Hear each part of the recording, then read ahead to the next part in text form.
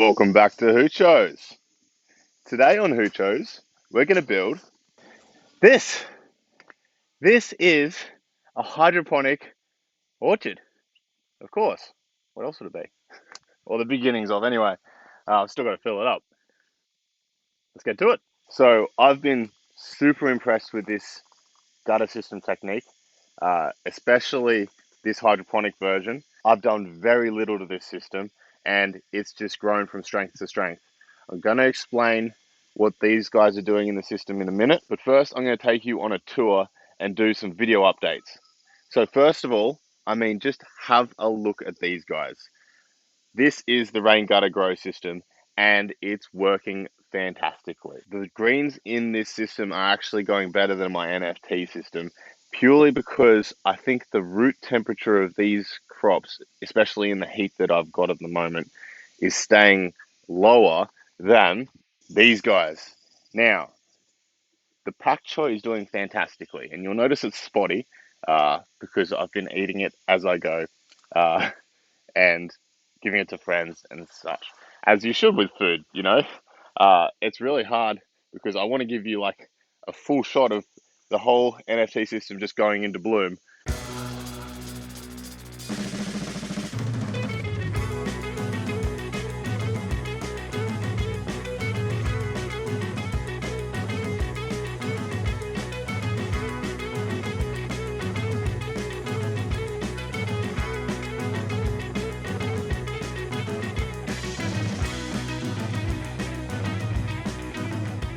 But I want to eat it as well. So the lettuce, however, I've had much less success with. Now, these are very small compared to their cousins over in the grow system, and they're struggling. Now, they are a winter crop, so, they're doing well for the heat of our summer. I'm pretty sure this is because of the root temperature. Now, I got around this problem last year by putting up shade cloth, and I may need to do that again for my winter greens growing through summer. But, they're still growing. This is the failure rate, though. I pretty much haven't harvested any lettuce yet. So you're looking at 1, 2, 3, 4, 5, 6, 7 lettuce that have failed in my system. Like that, they died before getting to any mature stage, and that I put down to pretty much the heat, and not much I can do about that except plant appropriately. These are the Dutch bucket tomatoes. They're doing well.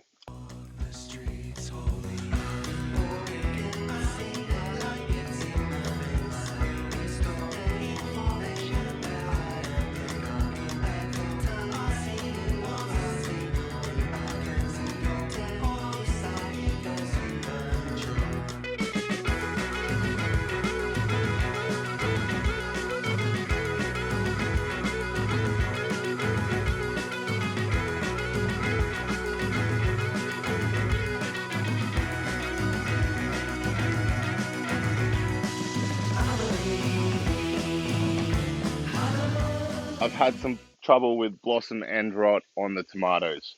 Now, that would be a nutrient issue that I need to sort out myself. I've also had a huge, huge antechinus problem, which is our marsupial rodent. Over here, you can see my latest and my favorite addition to the garden. This is my gravity feed reservoir. Now, this feeds all of the gravity systems and the Dutch bucket system with float valves. So I've hooked up this system to 3 different systems. This one is the gutter system, this one is the Dutch bucket system, and this one is the self-watering moisture sensing irrigation system. If we have a look inside, it's a 1,000 litre reservoir, and all I've done is mix up the nutrients, put them in there, and it gravity feeds straight down. So to clad the IBC, I just threw on some shed paneling that I had around the outside of the metal cage, and that's just to stop the sunlight penetrating through, and it also keeps the sunlight off the outside of the container. This is how I prevent it from heating up from the sun actually hitting the container itself. On the top, I've just got these metal roof panels, and that's keeping the sunlight off the top of the reservoir. And the drip irrigation systems are going nuts. This is working really well. I've had one blockage in one of the lines, and I've had the black pipe come apart and drain the smaller reservoir that I had, but they're the only problems I've had with it. You just need to keep on top of those pipes, just making sure that they don't block up. And the one blockage I had was only like yesterday, so it's been about a bit over a month, so that's acceptable to me. I saw the plant drooping and I just fixed the problem. If that's all I have to do to this system, I'm really happy. Fantastic system. Look at the size of that eggplant. It's beautiful and healthy too. Whoop. These tomatoes actually came out of the gutter grow system. These are the guys that made way for the citrus that I put into the gutter system, which we'll talk about in a second. And behind me, you can see that I've taken the pumpkin system offline. I just wasn't having a good enough result from the pumpkin vines that I had in the system. I will be trying them in the grow gutter system, in their own gutter. They were just transpiring too much of the water, concentrating that nutrient down. I really need something that's going to be a smaller reservoir but tops up automatically so that they don't strip all the water out and leave the nutrients and pH to go wild. I got a couple of pumpkins off the system. However, as with the tomatoes, I'm just getting absolutely demolished by the antechinus, and I was losing all the crop. It just wasn't worth my time to upkeep that system. This is what's left of the watermelon vine. It got really large there for a bit and started emptying the res really fast. This leaf damage occurred on top from the pH raising and the EC raising to the point where it burnt the leaves. The vine was just so large, it was transpiring so much and concentrating the reservoir so fast that I couldn't keep up with it. This system will need either a float valve or different types of plants planted in it just to keep up with the amount that watermelons can transpire. But because it's such a hot day, let's cut her open and have some watermelon. And you can see here, this is one of the pumpkins I did get off the vine, not the watermelon vine, the pumpkin vine. Oh, yum.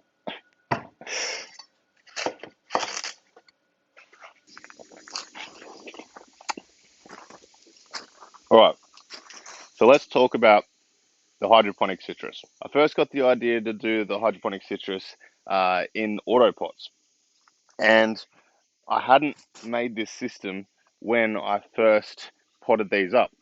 I potted these up about a month ago. In fact, it was exactly a month ago, plus 2 days. So to pot them up, I bought them from a nursery, Bunnings nursery, and I washed off the roots and I put them into these 300 millimeter pots with 60-40 cocoa perlite mix, which I just mixed up in a wheelbarrow. And I then put them in the pots with the cocoa perlite until I had the auto pots available. I then had them in the auto pots for about a week, maybe 2 weeks, and I transplanted them over into this system. Now, the reason I had to transplant them was the pots that they were in didn't have net cups coming out the bottom. So all I did was I drilled holes in the bottom of some 300 millimeter pots, and I put a net cup in them, filled them a little bit up with the cocoa perlite mix, and pulled these ones out of their pots, put them into the new pots, and placed them in the system. It was an unnecessary amount of shock that these plants needed to go through, but I hadn't built this system and wasn't so impressed by it at that point in time.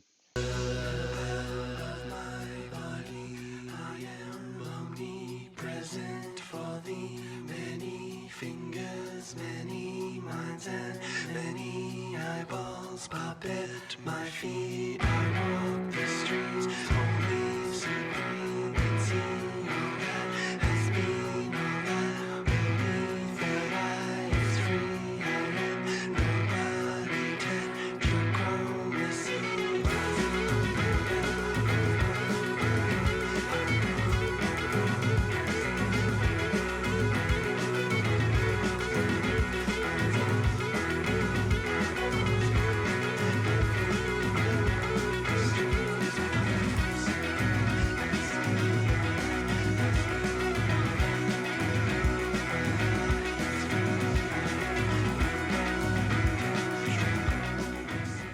So what I'm going to do today is I'm going to move these citrus, in fact this whole system, I'm going to move to a new area where I have more space, and we're going to make a hydroponic orchard.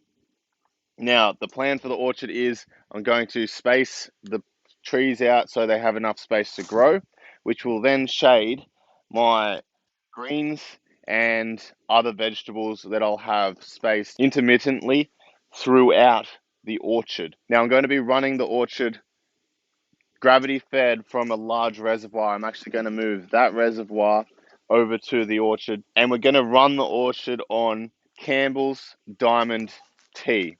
Now that's the Campbell's Diamond Tomato high potassium brand of Campbell's Diamond, and I haven't tried it yet, so I'm really excited.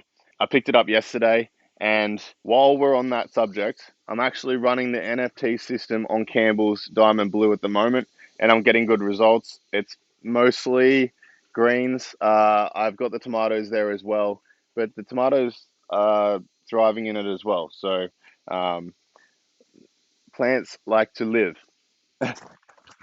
So this here is going to be the positioning of the orchard. In the background, you've got the gate to one of the very first videos I ever made, which was about how to build a steel picket fence. And there's an update. I put a gate on it. So I've already made up the pipes yesterday, stuck them all together, and all that needs to be done now is I need to lay them out, level them off, drill holes in them, plumb them up, and get the res in position where I want it to be. So to build these gutter systems, just check out my gutter grow system DIY build video, and it'll walk you through how to make this exact system once. And then you can just multiply that by how many gutters you want.